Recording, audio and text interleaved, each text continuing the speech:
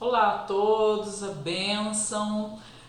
Quem é novo no canal, bem-vindos. Aos meus alunos que já me acompanham, que bom ver vocês de novo por aqui.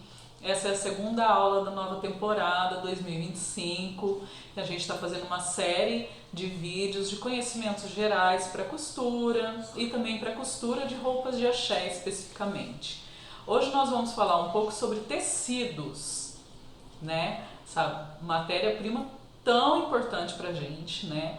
E vou falar pra vocês um pouquinho sobre tecido na perspectiva da roupa de axé, porque a gente tem uma grande variedade desse produto no mercado, dessa matéria-prima, mas não é tudo que nos importa, né? Então, dentro do nosso curso, da perspectiva de roupas de axé, a gente vai falar sobre alguns tecidos que são importantes para nós, para a nossa tradição, para as nossas entidades, para os nossos orixás, ok? Então vamos lá.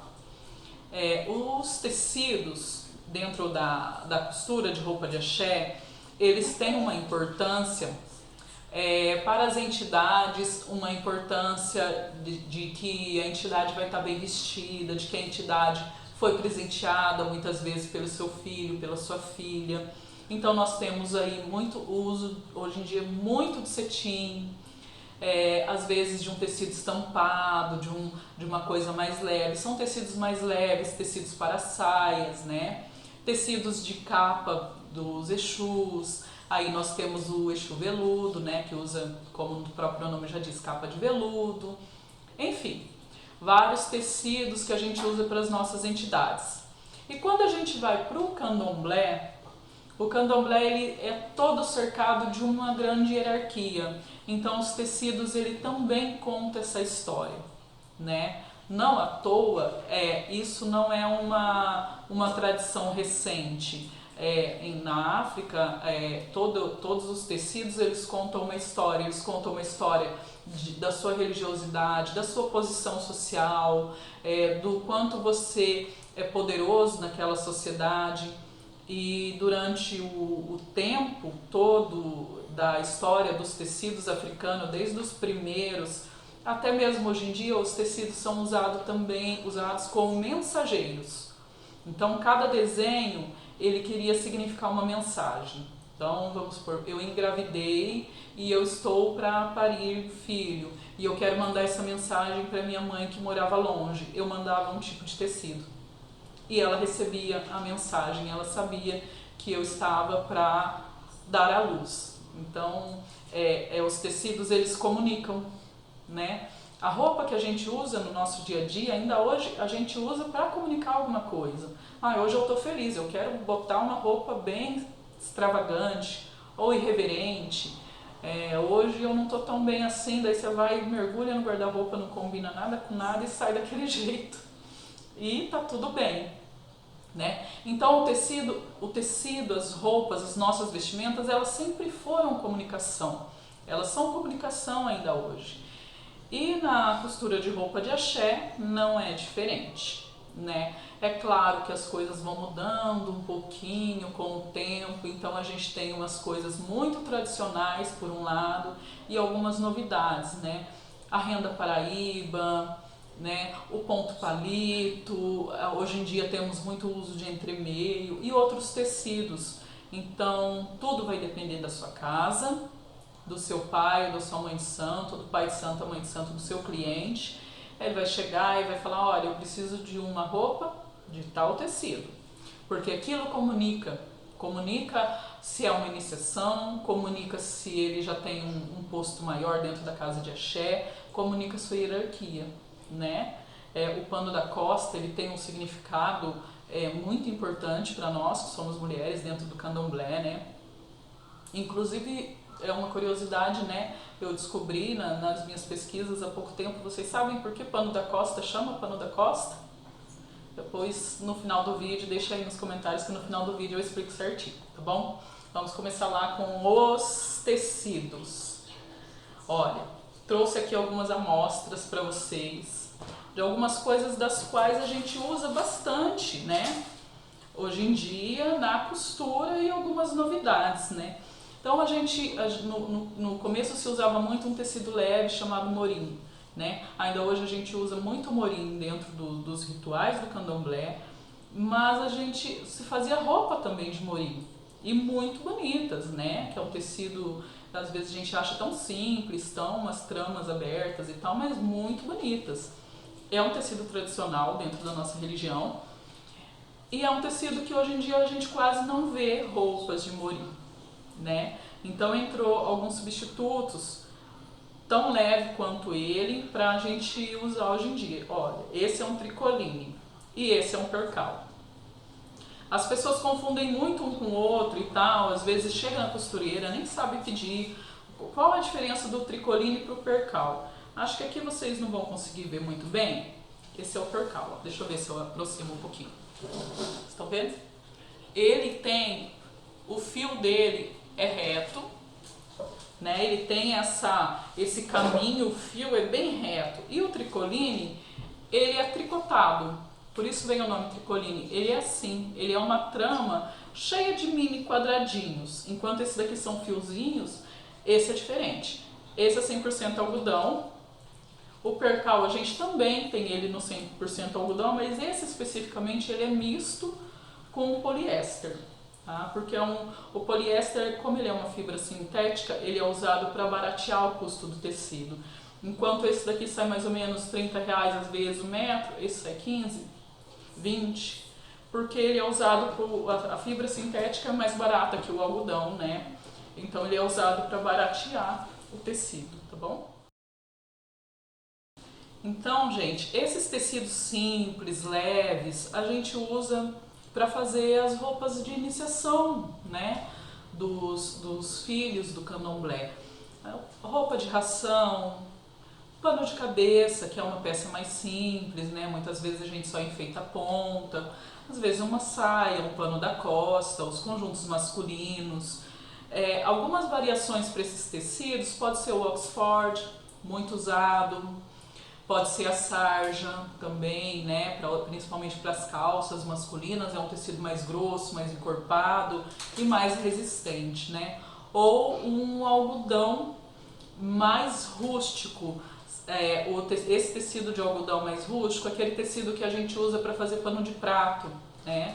A gente faz conjunto de ração dele também, fica muito bonito. Então essas são algumas utilidades, algumas variações desses tecidos, né? De onde vem, desde que quando se usava morim antigamente e tal, até hoje em dia o que a gente está usando, né? Para nossa profissão. Lembrando que esse é um vídeo profissionalizante, eu não sei de tudo, né? Eu apenas aplico os conhecimentos, as minhas pesquisas dentro da confecção e para também passar para vocês, né? Porque conhecimento bom é conhecimento compartilhado, tá bom? Aqui nós temos uma coisa que é bem nova, mas que eu já vi bastante casa usando, bastante roupas sendo feita, que é o jacar. Né? O jacar é um tecido que ele é muito usado na decoração, e esse daqui ele é bem bonito, olha, os padrões dele bem diferentes. A gente usa para fazer bombachas, laços, uma roupa de rum, né? Não uma roupa do dia a dia, uma roupa mais especial. Tá bom? Aqui nós temos uma peça de rechilier, duas aliás, né? O camisu e a barra. Não é um tecido em si, mas sim um trabalho, né? Uma herança portuguesa que os colonizadores deixaram na nossa religião, né? O que tinha de mais bonito na época, então a gente adotou e é muito tradicional o rechilier, mas dentro do candomblé ele comunica uma hierarquia, né? Não é todo mundo que pode usar, não é? Uma peça de rechilier, a gente tem que ter o nosso merecimento, né? Tudo no candomblé é merecimento. E ele é esses bordados feito à máquina, né? De flores, de arabescos, de pombos, de pássaros, enfim. É muito bonito também, né? E muito usado. Essa é linda. Deixa eu passar aqui. Essa é uma renda, em alguns lugares conhecido como renda portuguesa, Vou abrir aqui para ficar bem claro no vídeo. Ela é muito utilizada nas roupas, pano da costa, detalhes de camisul. Você encontra ela é uma renda de algodão, não é uma renda sintética. Essa é a diferença para outras rendas, né? Ela é uma renda que ela é bem aceita nas casas mais tradicionais, mas você também precisa ter uma idade para usar, ou então o santo não, né, gente? Fazer uma roupa de rum de santo não tem idade, né? O que tem, quem tem é a gente, mas enfim. Depende muito do pai de santo, da mãe de santo, e isso é o seu cliente que vai indicar, tá bom? Aqui nós temos dois tecidos que são chamados aqui no Brasil popularmente de Ancará, né? São tecidos africanos. Olha esse que bonito, esse em formato de discos e esse, a estampa que eles chamam de capacete, que é essa estampa aqui, né? Você vê que o Ancará, ele tem a etiqueta de onde ele foi feito, da região onde ele é feito ou da família que produzia ele, porque o Ancará, ele é um tecido que ele tem que ter procedência, né? Ele é um tecido africano. A história dos tecidos africanos, ela vem desde o século V, quando eles começaram a pilar as cascas das árvores e fazer tecidos com pinturas eram de tinta vegetal. E a partir do século XI entra a tecelagem, trazida pelos nossos irmãos os islãs, né, para a cultura africana. E quando essa tecelagem chega na costa, ela ganha uma visibilidade maior e o tecido se transforma em moeda. Então você podia pagar muita coisa com tecido, ou as coisas eram precificadas em jardas de tecido. Você ia comprar um animal, uma terra, alguma coisa, ele falava, olha, custa tantas jardas de tecido, né? Então era uma moeda o tecido. E quanto mais a família tinha tecido, mais rica e poderosa ela era. Os tecidos eram usados como moeda, como presentes, né? Então, por isso até hoje em dia é trazido a etiqueta da família que possui, né, a fábrica do tecido.